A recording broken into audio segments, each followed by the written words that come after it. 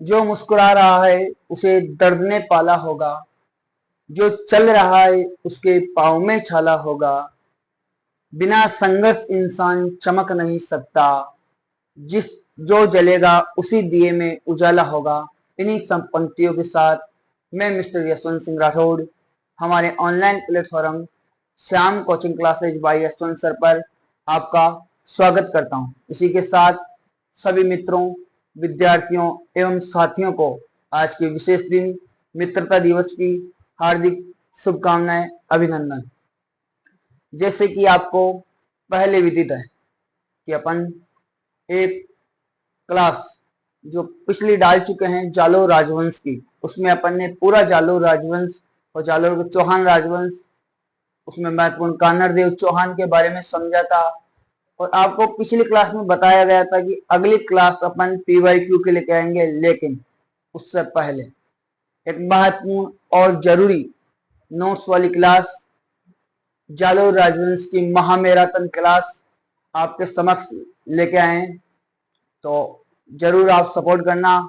और बहुत ही YouTube की दुनिया में बहुत ही सरलीकरण से नोट्स तैयार किए गए हैं, जो आपको आज की क्लास में समझाया जाएगा। शुरू करते हैं। उसी दिन भी उसी जगह से शुरू किया था, आज भी उसी जगह से शुरू करते हैं। सबसे पहले जालोर राजवंश में अपन पता लगाएंगे, जानेंगे, लिखेंगे कि इसके प्रमुख शासक कौन कौन रहे। ठीक है, आ जाओ, जुड़ी रहे अपने क्लास में।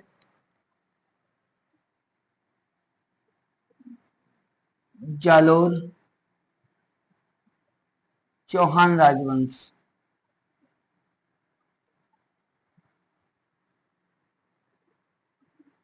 आप सभी साथ साथ नोट्स को लिखते भी जाएंगे। इन्हीं में से अगली PYQ वाली क्लास आएगी। ठीक है, प्रमुख शासक।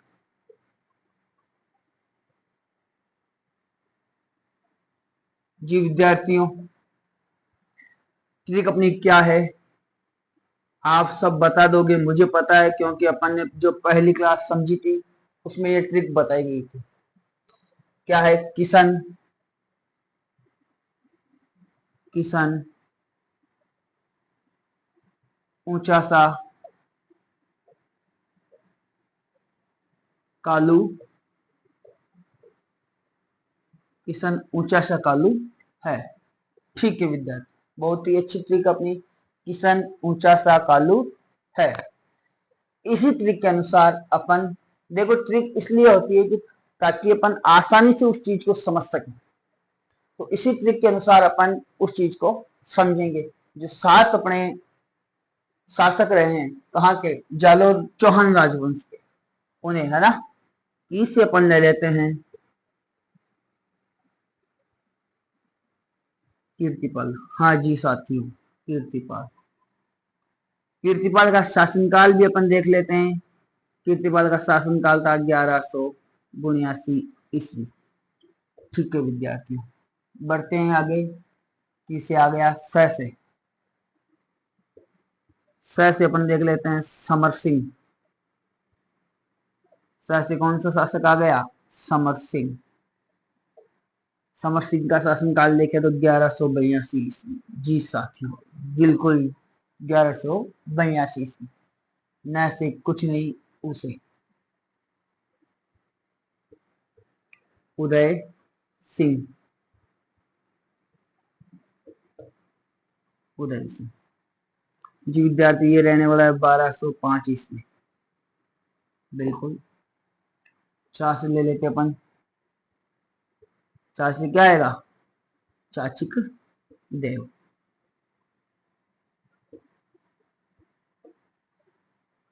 इसका रहने वाला 1257 ईस्वी।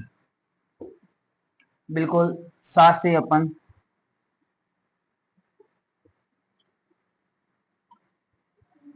सामंत सिंह। हाँ लाडू, सामंत सिंह का 1282 ईस्वी। अब का से जो जालोर राजवंश में अपनी महत्वपूर्ण भूमिका निभाता है। कान्हड़ दे, इसका शासनकाल रहने वाला है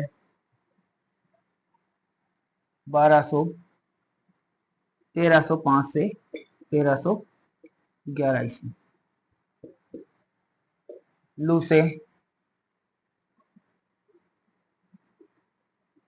लुम्बा देवड़ा, इसका शासनकाल इतिहास में कहीं दिया गया नहीं है। ठीक है, है से कुछ नहीं, न से कुछ। हाँ बिल्कुल, प्रमुख शासन किशन ऊंचा साकालू है। की से कीर्तिपाल, स से समर सिंह, उ से उदय सिंह, चा से चाचिक देव, सा से सामन सिंह, का से कहनर देव, लू से लुम्बा देवला। कीर्तिपाल का शासनकाल 1179, समर सिंह का 1182, उदय सिंह का 1205, चाचक देव का 1257, सामन सिंह का 1282, कहनर देव का 1305 से 1311। लुम्बा देवड़ा का प्रमुख मिलता है। बिल्कुल उतारिए, फटाफट उतारो देखे। फिर आगे बढ़ते हैं। अब अपन चलते हैं जालोर दुर्ग की ओर। किधर? जालोर दुर्ग। चलना नहीं है रे, इधर ही रहना है, यहीं से अपन समझ लेंगे जालोर दुर्ग। सबसे पहले जालोर दुर्ग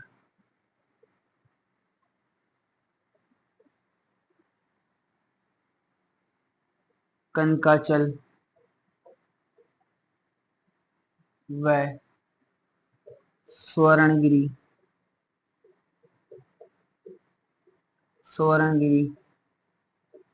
पहाड़ी पर स्थित है। जी हाँ साथी, कनकाचल व स्वर्णगिरी पहाड़ी पर स्थित है। कौन? जालोर दुर्ग। इसके आगे जालोर दुर्ग का निर्माण जालोर दुर्ग का निर्माण जालोर दुर्ग का निर्माण नागभट्ट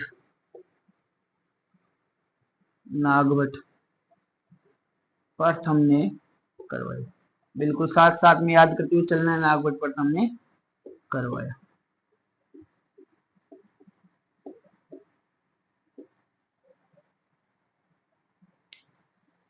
जालोर दुर्ग कनकाचल व स्वर्णगिरी पहाड़ी पर स्थित है। जालोर दुर्ग का निर्माण नागभट्ट प्रथम ने करवाया। जालोर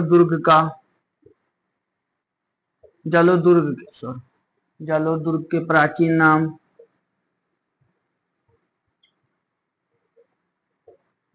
कई अभिलेखों में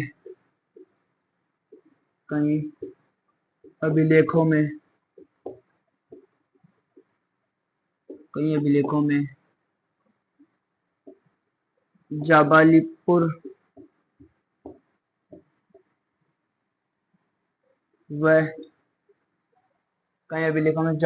व स्वर्णगिरी मिलता है। क्या मिलता है? स्वर्णगिरी मिलता है। बिल्कुल, जालोर दुर्ग का प्राचीन नाम कई अभिलेखों में क्या मिलता है? जाबालीपुर और स्वर्णगिरी। ठीक है, आगे चले। स्वर्णगिरी से ये नाम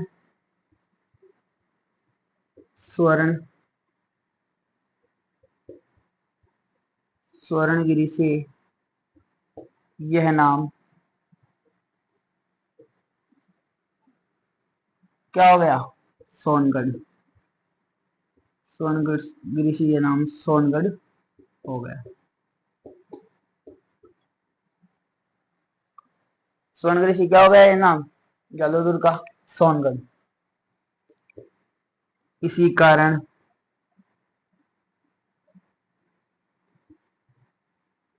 यहाँ रहने वाले लोग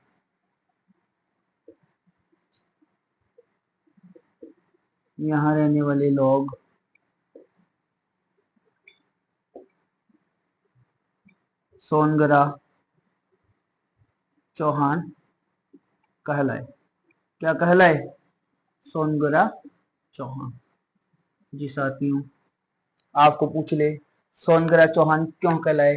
क्योंकि इसका प्राचीन नाम जावलीपुर और स्वर्णगिरी था। स्वर्णगिरी से यह नाम सोनगढ़ हो गया और सोनगढ़ नाम होने के कारण यहाँ रहने वाले लोग क्या कहलाए? सोनग्रा चौहान। ठीक है, अब बढ़ते अपन आगे। ये उतारो आप फटाफट। ठीक है, अगला पॉइंट लेते हैं अपन। जालोर दुर्ग की कुंजी। हाँ चाबी, जालोर दुर्ग की कुंजी।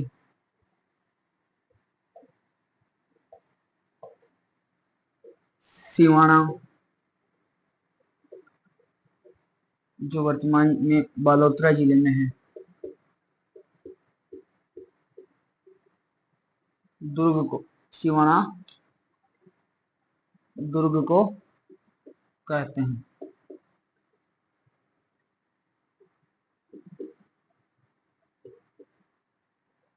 जालोर दुर्ग की कुंजी सिवाना यानी वर्तमान में बालोतरा दुर्ग को कहते हैं। ठीक है, अब आगे बढ़ते हैं। सिवाना दुर्ग। सिवाना दुर्ग का निर्माण।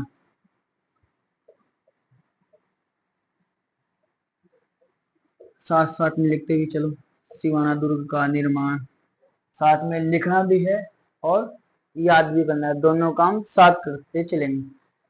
मानता हूँ और आशा करता हूँ कि जो अपन ने पहली क्लास में जिसमें जालोर राजवंश को समझा था उसी में आपको याद हो गया होगा। अच्छी बात है, ऐसे अपन याद करते चलेंगे। सिवाना दुर्ग का निर्माण परमार वीर नारायण ने परमार वीर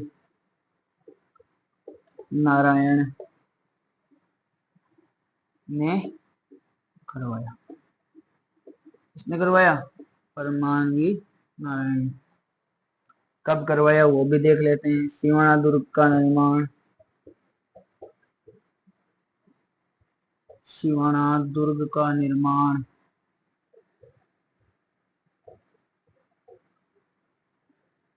954 ईस्वी में करवाया। ओके, 954 ईस्वी में करवाया। ये कुछ सिवाना दुर्ग के बारे में थे। अपन जालोर दुर्ग के बारे में लिख लिया, सिवाना दुर्ग के बारे में लिख लिया। अब जो अपन ने ट्रिक लिखी थी कि सन ऊंचा सा कालू है, उसमें से किससे बना था? कीर्तिपाल। तो अपन कीर्तिपाल जी की ओर चलते हैं, उसके बाद कान्हड़ देव जी की ओर चलते हैं। कान्हड़ देव जी का ही इस चौहान राजवंश जो जालोर का है उसमें महत्वपूर्ण भूमिका रही है। ठीक है जी, कीर्तिपाल। अब कीर्तिपाल जी के बारे में अपन देखेंगे, है ना? ठीक है, आ जाओ। पहला यहीं से उठाते हैं। पाली के नाडोल शाखा के अलहन के पुत्र थे। कौन? कीर्तिपाल। ठीक है,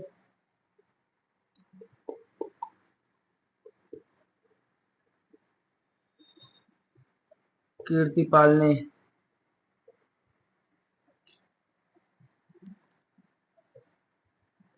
1181 ईस्वी में जालोर दुर्ग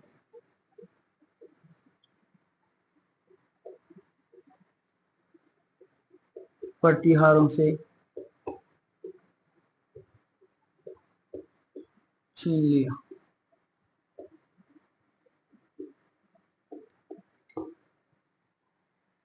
कीर्तिपाल ने 1181 ईस्वी में जालोर दुर्ग को किससे छीन लिया? प्रतिहारों से छीन लिया। ठीक है, अब आगे चलते हैं।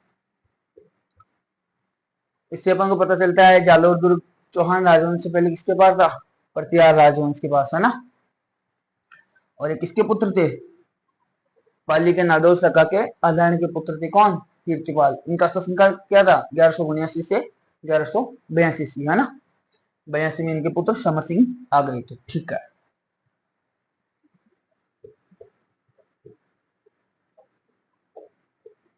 कीर्तिपाल को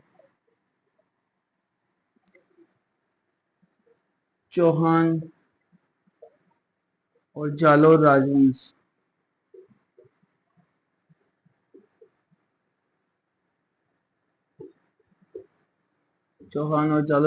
का संस्थापक कहते हैं, संस्थापक कहा जाता है। ठीक है। कीर्तिपाल को चौहान और जालोर राजवंश का क्या कहा जाता है? संस्थापक। ठीक है।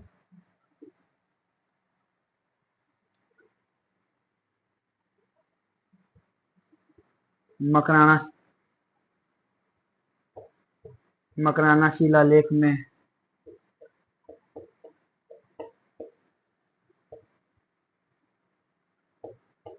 इन्हें शैव धर्म का संरक्षक कहा गया है।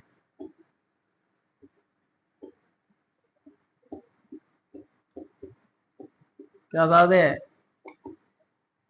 मकराना शिलालेख में इन्हें शैव धर्म का संरक्षक, और कीर्तिपाल चौहान जालोर राजवंश का क्या कहा गया है? संस्थापक। 1181 में जालोर दुर्ग को पटियाला से छीन लेते हैं। ये नाडोर शाखा के अध्ययन के पुत्र। ठीक है, आगे चलते हैं। बिल्कुल आगे ही बढ़ना है हमें। अब आगे क्या है? नैन्सी नेने। नैन्सी आप सब जानते हो, नैन्सी अपन को इतिहास में बहुत जगह मिलते हैं। नैन्सी नेने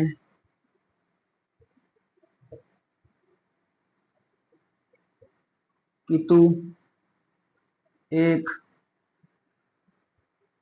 महान राजा, कि तू एक महान राजा कहा है। नैन्सी नेने कि तू एक महान राजा कहा है। अब आगे चलते हैं। सुंडा पर्वत अभिलेख में, सुंडा पर्वत अभिलेख में,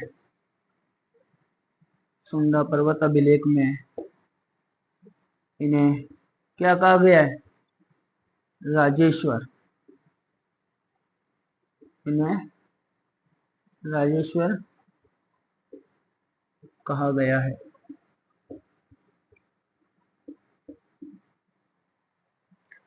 सुंडा पर्वत अभिलेख में इन्हें राजेश्वर कहा गया है। चलते हैं जी आगे।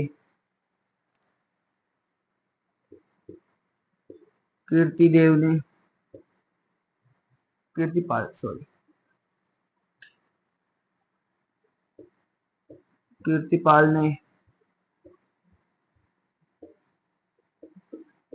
जालोर दुर्ग में जांगलेश्वर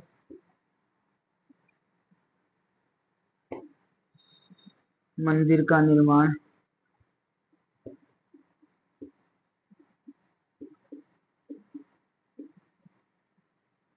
करवाया।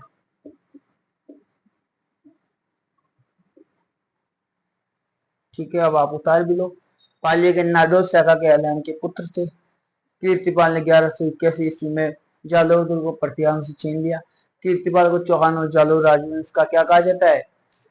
संस्थापक। मकराना शिलालेख में इन्हें शैव धर्म का संरक्षक कहा गया है। नैन्सी नेने की तो एक महान राजा कहा है।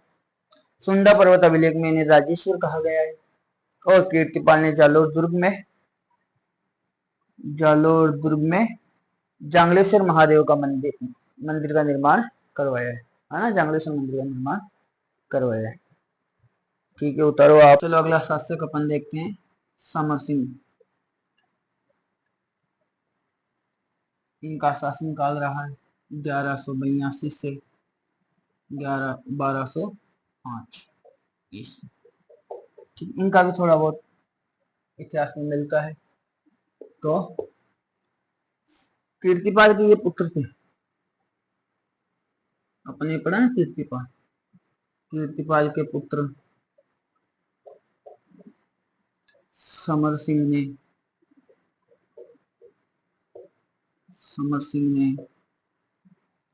कीर्तिपाल के पुत्र समर सिंह ने जालोर दुर्ग को सुदृढ़ किया, यानी अच्छा सा बनवाया वापस उसको। जालोर दुर्ग को मरम्मत वगैरह करवाई, सुदृढ़ किया, है ना। ठीक है, कीर्तिपाल के पुत्र समर सिंह ने जालोर दुर्ग को क्या किया, सुदृढ़, यानी अच्छे से मरम्मत वगैरह उसकी करवाई। इन्होंने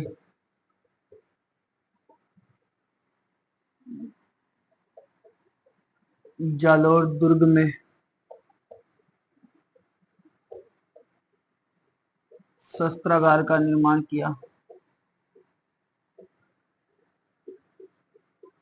करवाया।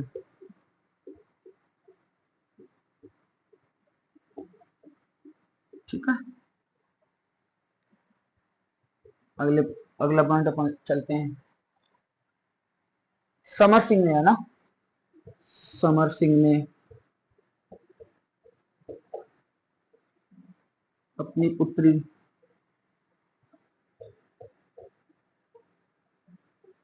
लीला देवी का विवाह गुजरात के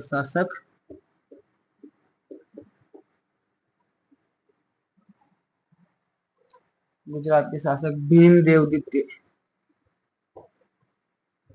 यानी लीला को भीम को दे दिया ना, भीमदेव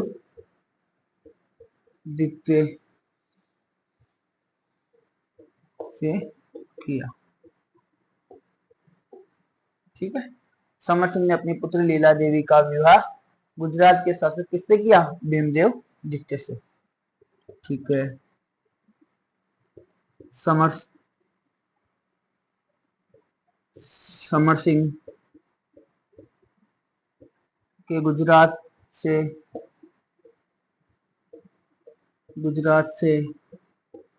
मधुर संबंध थे। गुजरात से क्या थे, मधुर संबंध थे। ठीक है, यानी गुजरात से इनके क्या थे, मधुर संबंध थे। इन्होंने अपनी बेटी का विवाह भी किससे किया, गुजरात शासक के भीमदेव द्वितीय से। ठीक है, कीर्तिपाल के ये पुत्र थे। इनका शासनकाल 1182 से 1205 ईस्वी रहा। ठीक है, अब आगे पढ़ते हैं। अब है जो जालोर दुर्ग में किसी शासक की महत्वपूर्ण भूमिका मिलती है, तो वो है कान्हड़ देव, है ना, कान्हड़ देव। इनका शासनकाल रहा है 1305 से 1311 ईस्वी। ठीक है, कान्हड़ देव के बारे में अपन पढ़ते हैं। देखो, कान्हड़ देव का अपन को अगर जो बातें हैं वो किससे पता चलती है, उनके बारे में पहले अपन लिखते हैं, है ना। एक तो देखो, तारीख ए फरिश्ता, किससे पता चलती है, तारीख ए फरिश्ता। एक सोनगरारी बात, किससे पता चलती है, वीरमदेव सोनगरारी बात, वीरम देव सोनगरारी बात।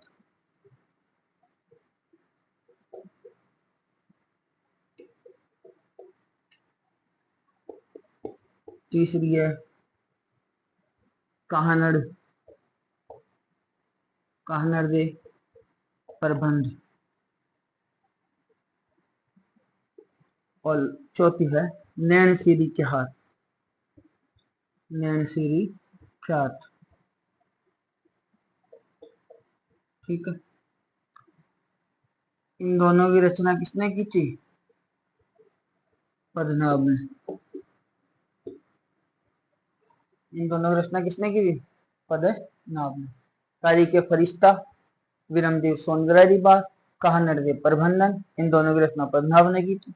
नैन श्री 4, इन बातों से अपने उनके बारे में पता चलता है। ठीक है, अब चलते अपन इसके आगे, आप उतारो इसको। चलो अब आगे, कहानर देव के समय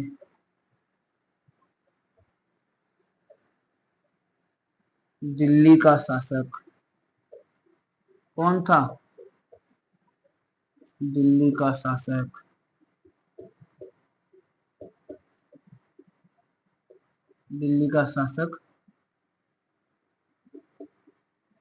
अलाउद्दीन खिलजी था, है ना? अलाउद्दीन खिलजी। ठीक है,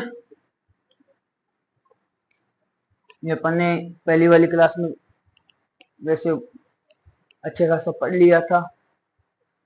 तो कानर दे के समय दिल्ली का शासक कौन था? अलाउद्दीन खिलजी। अब एक समय की बात है कि अलाउद्दीन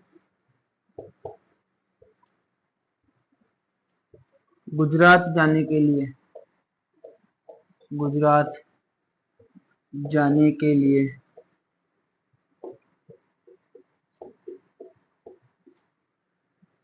कहानड़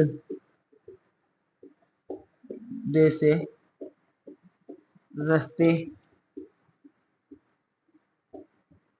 की मांग करता है।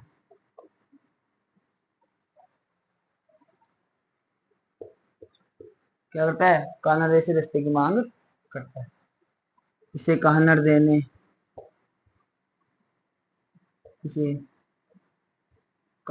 ने रास्ता देने के लिए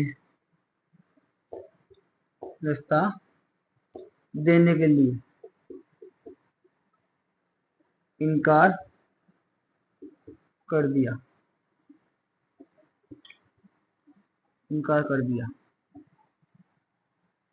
ठीक है, अब आगे क्यों इनकार कर दिया, उसके बारे में इतिहास बताता है कि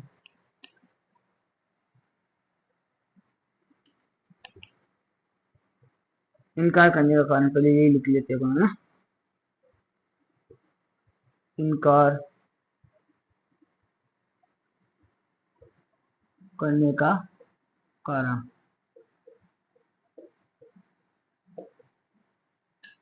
वह ब्राह्मणों की हत्या करता था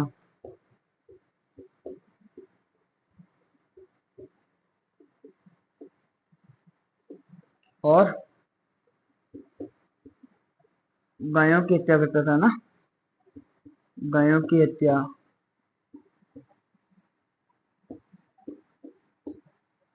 मंदिरों की लूट,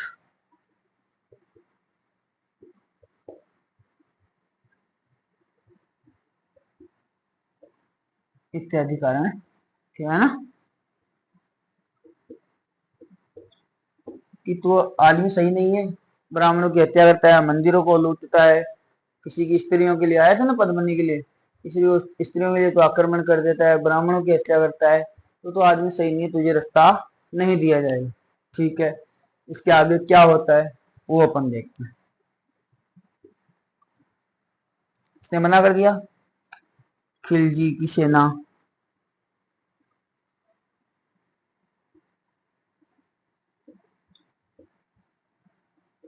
मेवाड़ के रास्ते कहाँ जाती है? मेवाड़ के रास्ते, है ना? मेवाड़ के रास्ते गुजरात पहुंचती है, गुजरात पहुंचती है। ठीक है, इतना होता रहा, फिर अपन आगे लिखते हैं। अब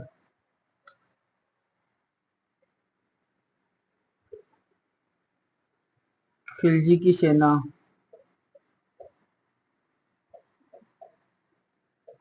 गुजरात के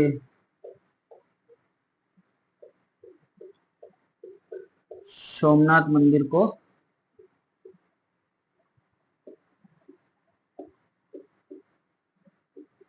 लूटती है, सोमनाथ मंदिर को लूटती है। आगे,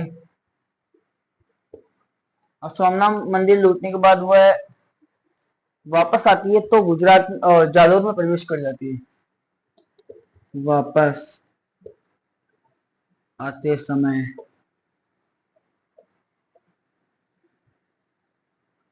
उलुग खां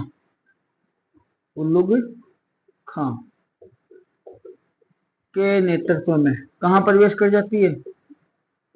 के नेतृत्व में जालौर की सीमा में प्रवेश कर जाती है। जालौर की सीमा में प्रवेश करती है। जालौर की सीमा में प्रवेश करती है।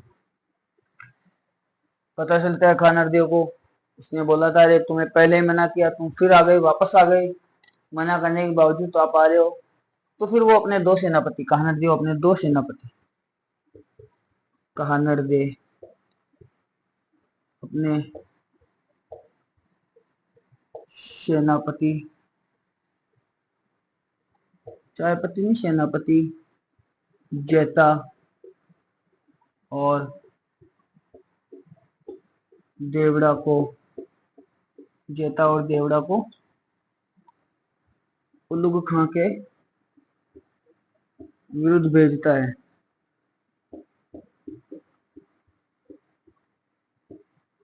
विरुद्ध भेजता है ना। उलुग खां क्या करते हैं?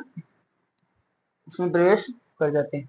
जेता और देवड़ा ने जेता और देवड़ा ने उलुग खां को वहां से भगा दिया। वहां से भगा दिया और जो शिवलिंग लूट के लाए गए थे उनको और शिवलिंग को छीनकर वापस गुजरात भेज दिया। वापस कहाँ भेज दिया? गुजरात भेज दिया। ठीक है, अब इसके बाद की कहानी अपन देखेंगे। वो आए सोमनाथ मंदिर लूटने के लिए, सोमनाथ मंदिर लूटा और उल्लू खां के नेतृत्व में कहाँ घुसे? जालौर की सीमा में घुसे। कानरदे ने अपने दो सेनापति जेता और देवड़ा को कहाँ भेजा? इसके विरुद्ध भेजा और जेता और देवड़ा ने इसको वहां से भगा दिया। और जो शिवलिंग छीन के लाया था, जो शिवलिंग लाया था वो छीन कर, है ना, उसको जो छीन कर लाया था उसको कहाँ भेज दिया? वापस कहाँ भेज दिया? गुजरात सोमनाथ मंदिर वापस भेज दिया है। अब उल्लू खां गया किसके पास?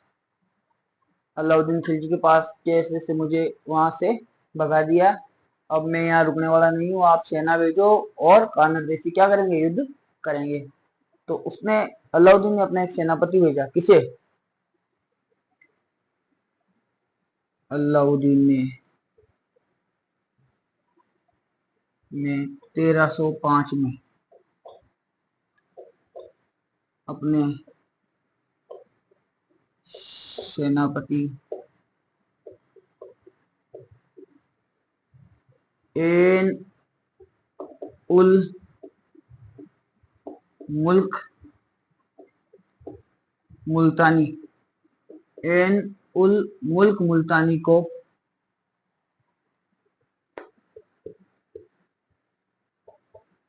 कहानरदे के विरुद्ध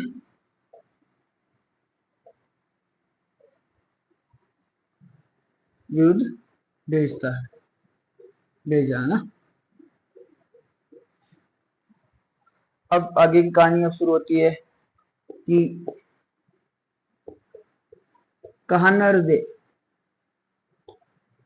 कहानरदे ने मुल्तानी जी से क्या कर ली? संधि, मुल्तानी से संधि कर ली, मुल्तानी से क्या कर ली, संधि कर ली। ठीक है, अब देखो यहाँ के बाद कहानी के दो रूप हो जाते हैं कि नैन्सी जी बताते हैं कि नैन्सी जी बताते हैं एक प्रेम का कथा, और जो अपना तारीख है फरिश्ता है, फरिश्ता बताता है इसे एक वीर गाथा। देखो नैन्सी जी के अनुसार कैसे, नैन्सी जी बताते हैं कि कहानर के संधि के बाद स्वयं दिल्ली ना गए और किसे भेजा, अपने जो बेटा विरमदेव है उसको कहाँ भेजा, दिल्ली भेजा। तो देखो नैन्सी के अनुसार विरमदेव व फिरोजा के मध्य क्या बताया गया, प्रेम संबंध,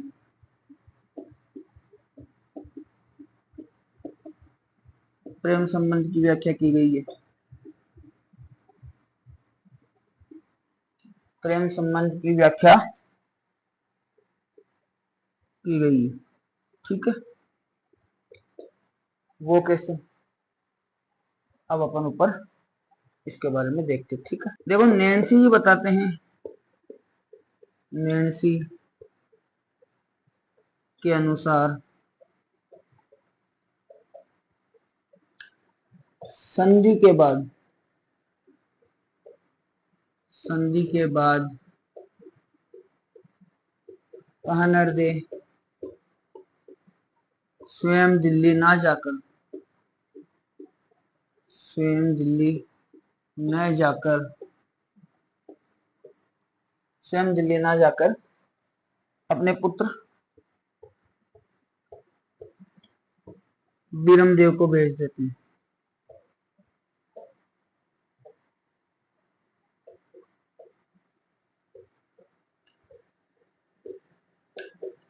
देते हैं, ठीक है, अपने पुत्र विरमदेव को वहां भेज देते हैं।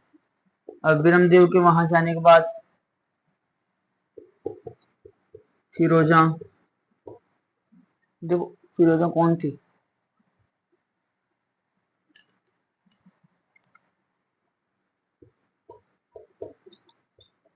अलाउद्दीन की बेटी फिरोजा,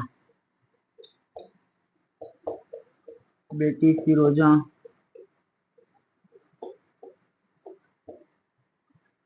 विरमदेव से, विरमदेव से प्रेम करने लगी, प्रेम करने लगी। ठीक है, विरमदेव से क्या करने लगी, प्रेम करने लगी।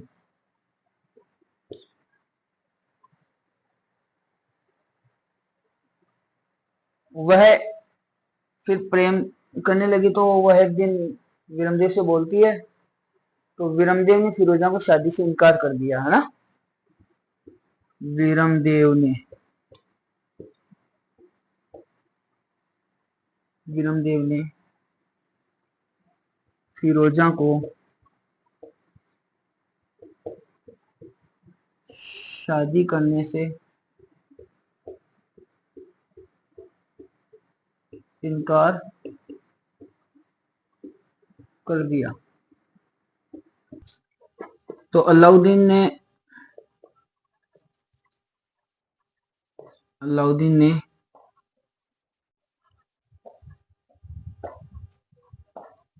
विरमदेव को बुलाया, विरमदेव को बुलाया और शादी के लिए, शादी के लिए, शादी के लिए मजबूर किया, शादी के लिए क्या किया, मजबूर किया। वह अतिशीघ्र जवाब मांगा, बोला कि तू कल सुबह तक हाँ में ही इसका उत्तर देगा। ठीक है। अतिशीघ्र उत्तर मांगने के कारण, अति शीघ्र उत्तर मांगने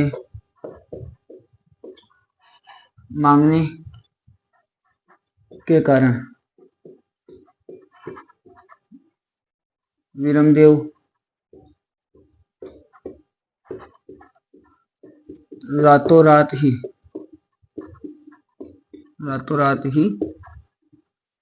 जालौर आ गए, अपने पिताजी के पास रातों रात ही जालौर आ गए। ठीक है। अब वो जालौर आ गए तो उसके बाद फिरोजा जालौर आई।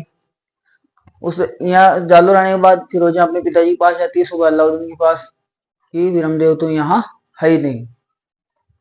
तो अलाउद्दीन जी बोलते हैं भाई क्या कोई दिक्कत नहीं है तो देख लेंगे अपन। तो अब वो फिरोजा बोलती है मैं एक बार जाकर कान्हा देव जी को बोलती हूँ शायद वो मान जाए, तो कि जाओ पूछ लो।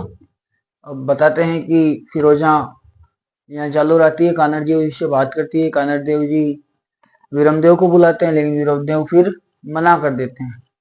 तो फिर वो गुस्साई हुई कहाँ जाती है, दिल्ली जाती है और अपने पिताजी को बोलती है कि मुझे तो वीरमदेव चाहिए, कैसे भी करके आप लाके दो। ठीक है। अब फिर बताते हैं कि वो आते हैं कौन, अलाउद्दीन जी और कान्हा देव जी। कई जगह मिलता है कि कान्हा देव जी अपना सिर कुलदेवी महासापुरा के, उनकी जो कुलदेवी है के चरणों में अपना सिर भेंट कर देते हैं। कई बोलते हैं कि है ना वो जो है उन्होंने साखा कर लिया था, है ना। और वीरमदेव के सिर को कहाँ ले जाया गया, वीरमदेव के सिर को अलाउद्दीन ने ना वीरमदेव के सिर को फिरोजा को ले जाकर दिल्ली दिया, फिरोजा को ले जाकर दिया ना। उसने यमुना नदी के किनारे, यमुना नदी के किनारे, यमुना नदी के किनारे हिंदू रीति रिवाज से उसका क्या किया, हिंदू रीति रिवाज से, हिंदू रीति रिवाज से दाह संस्कार किया, दाह संस्कार किया, हाँ। और स्वयं यमुना नदी में कूदकर, फिरोजा यमुना नदी में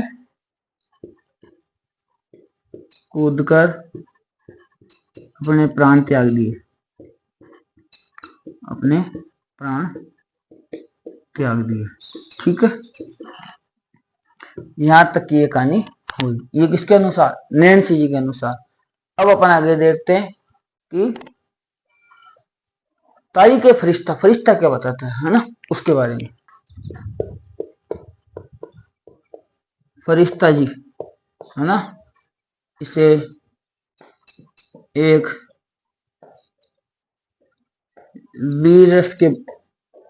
वीरस का बखान या व्याख्या, वीरस की व्याख्या करते हैं ना, वीरस की व्याख्या करते हैं। ठीक है। वो क्या बताते हैं कि संधि के बाद कान्हड़ देव जी स्वयं कहाँ गए, दिल्ली गए, स्वयं दिल्ली गए। ठीक है। स्वयं दिल्ली गए, है ना। और बताते कि एक दिन ऐसे ही दरबार में बैठे थे तो अलाउद्दीन खिलजी ने कहा, क्या कहा, एक दिन दरबार में एक दिन दरबार में खिलजी ने कहा कि हिंदुस्तान में एक भी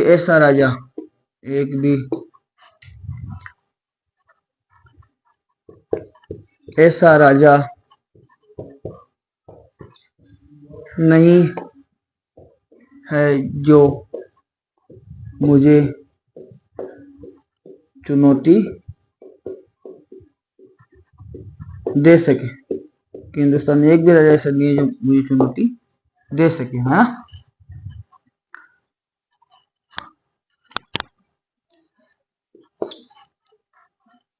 तो उस बात पे कानन देव जी खड़े होते हैं कि अभी क्षत्रियों का खून जिंदा है ना, आज भी उस खून में वैसे ही गर्मी है, तो मैं आपको चुनौती देता हूं। तो इस बात पर कानन देव जी खिलजी को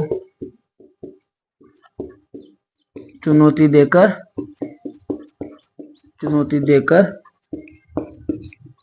जालोर आ पहुंचे।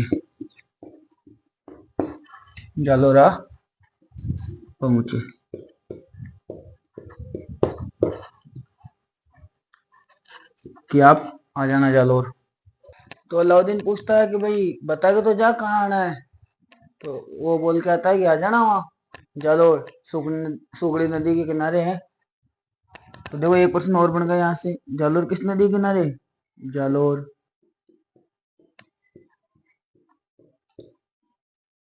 सुगड़ी नदी के किनारे है। जालोर सुगड़ी नदी के किनारे है, ठीक है, लिखो आप इतना। अब मेन हेडिंग अपन देखते हैं। अलाउद्दीन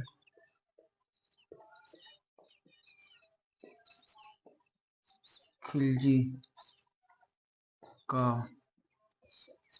आगमन व सिवाना शाखा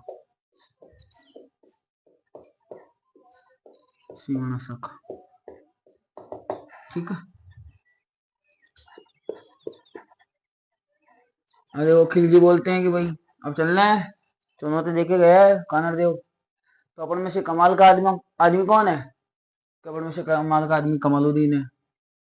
तो पहले वो सिवाना पर आक्रमण करने आते हैं ना। तो अलाउद्दीन खिलजी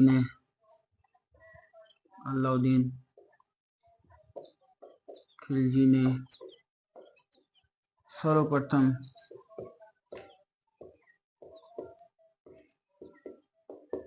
कमालुद्दीन को कहाँ भेजते हैं? सिवाना भेजते हैं। सिवाना क्यों भेजते हैं वो पता है? कि जालोर दुर्ग की कुंजी कौन है? सिवाना दुर्ग है ना। तो सिवाना उसको भेजते हैं। 2 जुलाई 1308 में कमालुद्दीन ने सिवाना को घेर लिया, सिवाना दुर्ग को घेर लिया। साथ साथ उतारते भी चलना भाई, सिवाना दुर्ग को घेर लिया। अब उस समय जो सिवाना दुर्ग वो किसके नेतृत्व में था? वो था अपने उस समय सिवाना दुर्ग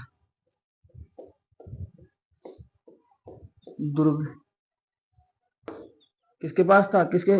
शीतल देव के नेतृत्व में था, शीतल देव के नेतृत्व में था।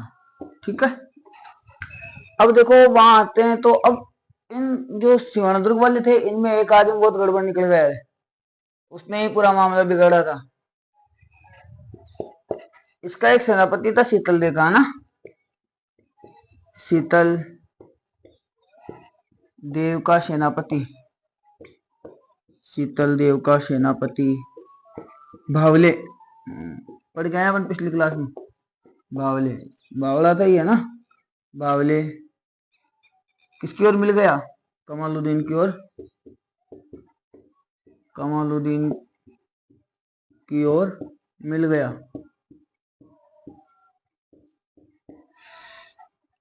की ओर मिल गया ना,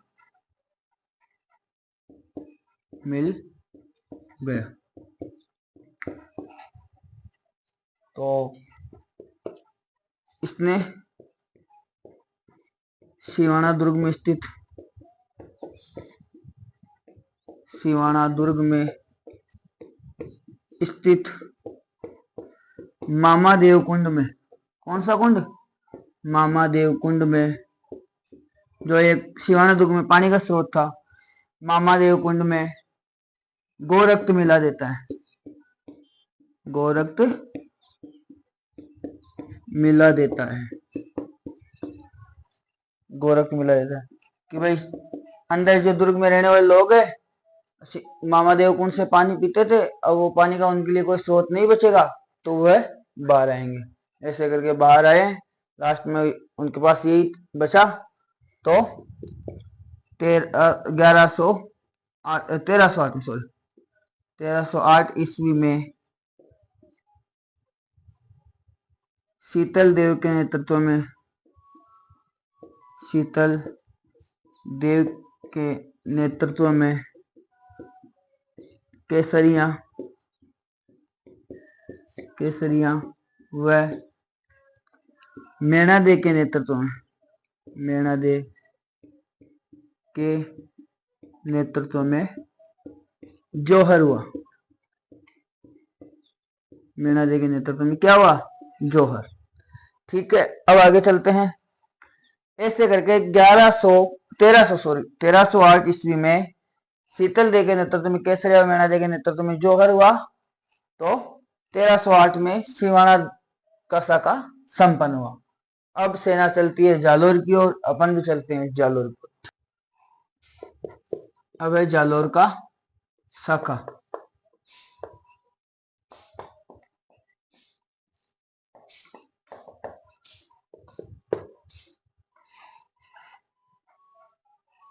इसमें देखो सिवाना विजय के बाद, सिवाना विजय के बाद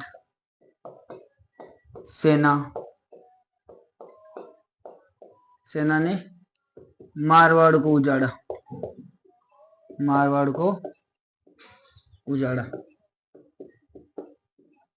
है ना। देखो थोड़ा एक बार देखते हैं। अब सिवाना विजय के बाद अलाउद्दीन खिलजी ने सिवाना दुर्ग किसको सौंप दिया, कमालुद्दीन को। सिवाना दुर्ग कमालुद्दीन को सौंप दिया। वह उसका नाम परिवर्तन करके क्या कर दिया, वह उसका नाम परिवर्तन करके खैराबाद कर दिया। क्या कर दिया, खैराबाद। ठीक, सिवाना विजय के बाद मारवाड़ को उजाड़ा। फिर भीनमाल जो जालोर में आता है, भीनमाल चौहानकालीन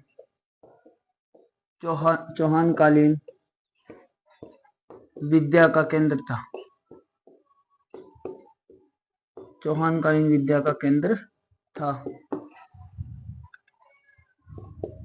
उसको भी जला दिया गया,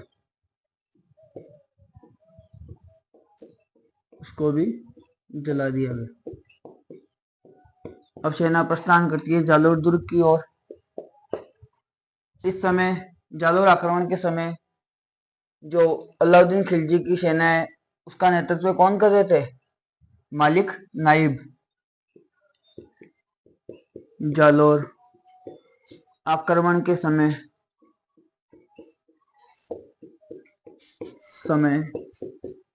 खिलजी की सेना का नेतृत्व मालिक नाइब कर रहे थे। मालिक नाइब कर रहे थे। ठीक है, अब चलते हैं जालोर साके की ओर, है ना। पहुंचती है 1311 ईस्वी में सेना ने जालोर को घेर लिया।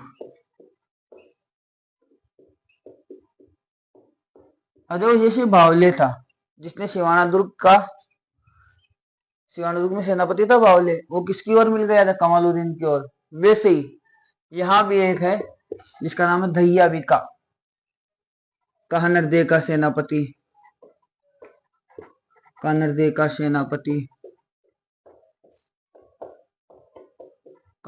सेनापति दहिया बिका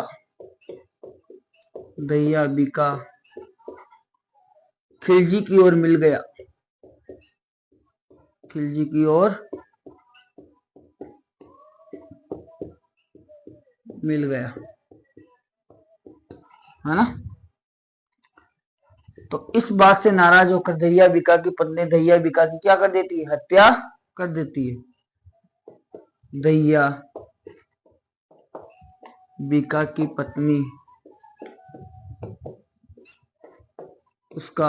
उसकी है ना, उसकी हत्या कर देती है। किसकी? दहिया बिका की। उसकी पत्नी उसकी हत्या कर देती है। दहिया बिका ने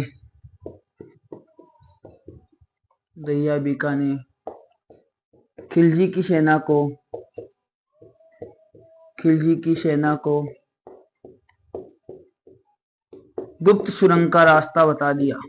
गुप्त सुरंग का रास्ता बता दिया। गुप्त सुरंग का रास्ता बता दिया। ऐसे करके सेना वहां पहुंची और कई दिनों तक घेरा बना के रहा। इससे जालोर का साका संपन्न होता है। तो किसके नेतृत्व में? 1311 ईस्वी में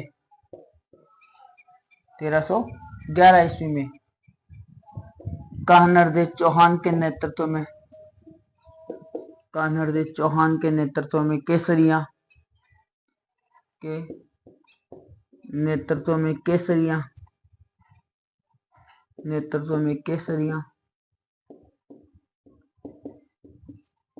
व जैतल देव के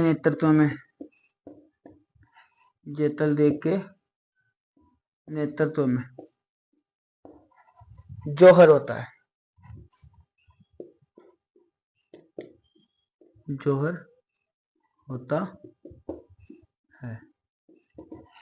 ठीक है, लिखो। 1311 ईस्वी में जालोर दुर्ग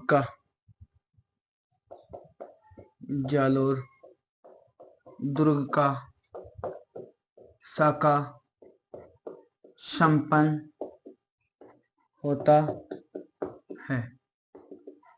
जालोर दुर्ग का साका संपन्न होता है। खिलजी ने जालोर दुर्ग का नाम परिवर्तन करके क्या कर दिया? जालोर दुर्ग का नाम परिवर्तन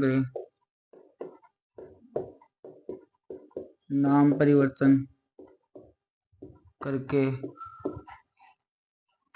जलालाबाद कर दिया। क्या कर दिया? जालोर का नाम जलालाबाद। ठीक है, जलालाबाद कर दिया। अब देखो, कहा नर देख के परिवार में एकमात्र उसका भाई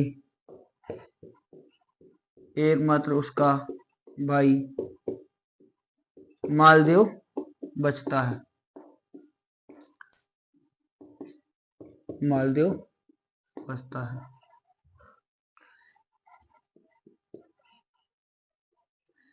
जो खिलजी को अपना आत्मसमर्पण कर देता है। खिलजी को अपना आत्मसमर्पण कर देता है। अपना आत्मसमर्पण कर देता है। तो खिलजी ने इसे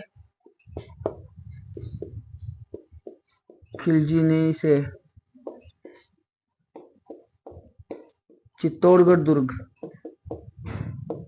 का दुर्ग सौंप देते हैं। चित्तौड़ का दुर्ग सौंप देते हैं। हाँ, चित्तौड़ का भी नाम चेंज किया था खिलजी ने। क्या किया था? खिजराबाद। अलाउद्दीन ने चित्तौड़ का नाम चेंज करके, है ना, नाम परिवर्तन करके चित्तौड़ दुर्ग का नाम परिवर्तन करके क्या कर दिया?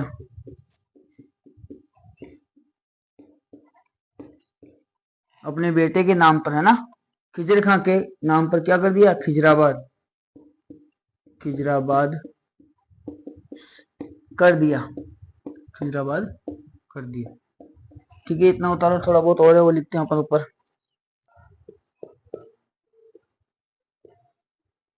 खिलजी ने जालोर दुर्ग में एक मस्जिद का निर्माण करवाया।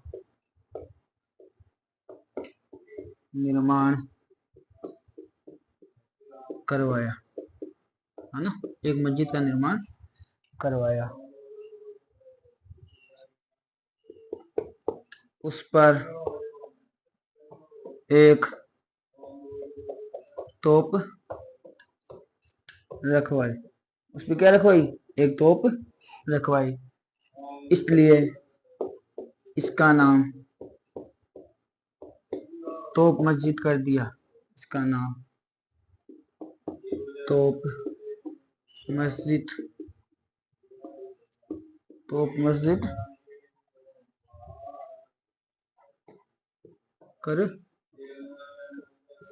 मस्जिद कर दिया। यहीं से अपने जालोर राजवंश का इतिहास खत्म होता है। अब अपन अगला जो वीडियो, अगली क्लास है, वो लेके आएंगे एक PYQ की, जिसमें ऑप्शन टाइप क्वेश्चन होंगे। जितने भी जालोर के इतिहास में पढ़ने पड़े, उनमें से जो क्वेश्चन बनते हैं वो सब क्वेश्चन उस PYQ सीरीज में लेके आएंगे। आशा करता हूं कि अपनी विजय पथ टेस्ट सीरीज में आप सब अच्छी भागीदारी निभाए, दोनों क्लासों को बढ़िया से देखें, सभी प्रश्नों को एक बार दिमाग में बिठाए। और देखो, टूटना नहीं है। टूटोगे तो बिखरोगे, बिखरोगे तो निखरोगे। तो अपन को टूटने से डरना नहीं है। पहली बार टूटना ही नहीं, और टूट भी गए तो डरना नहीं है, क्योंकि टूटने से चीज बिखरती है, बिखरने से इंसान निखरता है। तो अपन को निखरना है, चमकना है, तो टूटने से डरना नहीं। तो अगली PYQ क्लास के लिए आप सब तैयार रहे। इसके पहले के लिए आप सभी को धन्यवाद। Thank you.